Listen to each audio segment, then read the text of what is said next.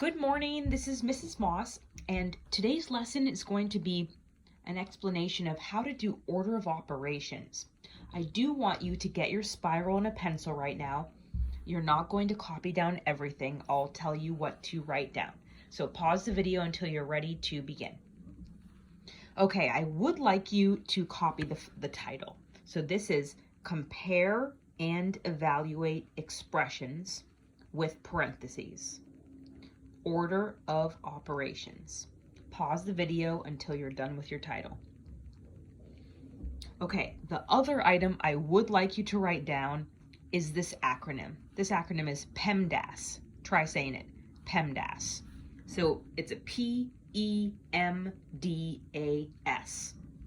You don't have to copy down these problems.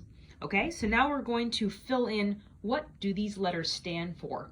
This is the order that you solve problems. You start with the P and go down to the S. So that's the direction that you solve problems. So the P stands for parentheses. So we're going to draw parentheses, that's what they look like, and also write the word parentheses. I have to check my spelling. This is an E. Parentheses. Okay, the E stands for exponents. Remember, exponents are usually like little numbers up high in the corner. I put an example, like E2, and we're going to write exponents.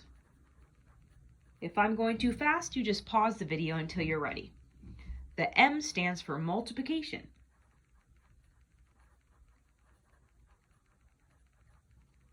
The D stands for division. Oops, I forgot to put our multiplication sign and then our division sign. And the A stands for addition, plus sign. And the last one, the S stands for, that's right, subtraction. Okay, as long as you copy down the title and this, you may put your pencil down and just watch me. I'm going to show you how to do some example problems. Then you're going to be doing them in the workbook. So you can just watch me solve these four as an example. So I'm going to start with this top one. This one says 10 divided by 2 plus 3 times 1. Notice there's no parentheses. So what I'm going to do is I'm going to put in my own parentheses around the ones I know I need to do first. So if I look down this order, start with the P. Are there any parentheses? No. Are there exponents? Nope. Is there multiplication? Yes, there is. It's right here. So I'm going to put my own parentheses that I need to do this first. Okay? And you can go ahead and solve it. 3 times 1 is 3. So I'm going to put my answer, my product right here, 3. Okay? The next step is division. Is there a division in this problem? Yes, there is. So I'm going to put another parentheses around the division. This is what I do second, and I can solve it right now. 10 divided by 2 is 5. And then I keep going. Is there addition? Yes, there is, right here. 5 plus 3 is 8. And in this problem, there's no subtraction, and I am done. This order of operation problem equals 8. Let's try the second one.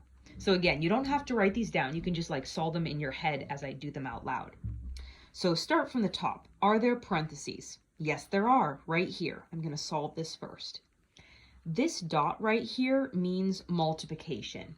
You can write multiplication like a dot or a times. 7 times 2 is 14. I'm going to write 14 right here. And I still have this 4. If you don't know what to put in between the parentheses and the number, it's a multiplication sign. So if there's nothing there, you automatically assume it's multiplication. So for example, I'll write this over here. If you have 4 and 2, that means 4 times 2 because there's no symbol. There's just parentheses, so it means 4 times 2, which is 8. That's just an example. Okay, so I have the 4 times 14. Oh, that's still multiplication. So I did my parentheses.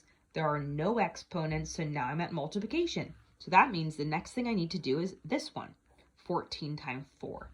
If you can't do it in your head, then you just do it vertically. I'll do it like right down here. 14 times 4. 4 times 4 is 16. 4 plus 1 is 5. 56. So I'm going to write 56 really tiny right here. And then all I have left is the minus 5. So I'm just going to copy it down here. Minus 5. So in this problem, there is no division. There's no addition. And now I have subtraction. 56 minus 5 is 51. And I'm done. Okay, let's do this next problem. 2 plus 3 plus 5 times 10. Start at the top. Are there parentheses? Nope. Are there exponents? Nope. Multiplication? Yes. So I'm going to put parentheses around here and solve it. 5 times 10, 50. Okay, and then I have 2 plus 3 plus 50. I'm going to rewrite it. 2 plus 3 plus 50. All right, so continuing down, is there division? Nope. Is there addition? Yes. All of it is division. All of it is addition. So I can just do all of these. 2 plus 3 is 5. 5 plus 50 is 55. I am done. Okay, next one. So do you remember what goes in the middle here? That's right, multiplication. So if there's no marks, no operations, we do a multiplication. So there are parentheses, and it's also multiplication. So we're going to start with both of these terms. So 2 times 4 is 8, and 3 times 2 is 6. And I just copy this plus sign. Okay, moving down, there's no division, so now I'm at addition. 8 plus 16 is 14. Done. Okay, so those were 4 examples of order of operations you were just watching. Now let's do one more problem that's similar to the workbook. Again, you don't have to do the problem, you can just watch, that's fine.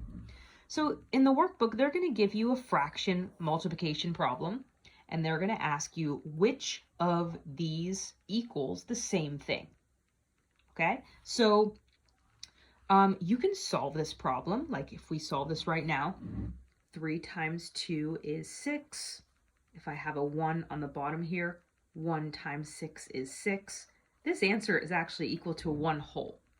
But if you'll notice, all of my answer choices are using these same original numbers. So I actually don't even really need to solve it right now. I can tell. But let's go ahead and solve these to see if they either equal 6 over 6 or 1. So 3, I'm following my same order up here. Parentheses first. 3 times 6 is 18. And then I do my division. 18 divided by 2 is 9. Okay, 9 does not equal 1, so no, this one is not the same. Okay, next one.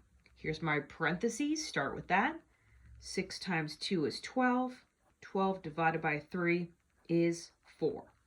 4 is not the same as 1, so nope, that's not the same. Next one. 2 over 6 times 3. This is looking very similar. 2 over 6 times 3. The only difference is it switched, the order of the whole number and the fraction is switched. So this looks like the same to me. I'll do the multiplication just to check. 2 times 3 is 6. 6 times 1 is 6. 6 divided by 6 is 1. Yes. So this choice is the same. It is the same as my original problem. And one last one. It says 3 times 6 minus 2. So I'll start with my parentheses. 6 minus 2 is 4. And then I still have this 3. And remember, it's multiplication because there's no other operation. And now I solve it. 3 times 4 is 12. Okay, 12 is not the same as 1, so this option also doesn't work. So in the workbook, you're going to be solving a bunch of different order of operations problems to see which ones have the same result or the same product as the original fraction they give you. If this was confusing, you are welcome to rewatch it, and if not, you are ready to start the workbook problems. Good job.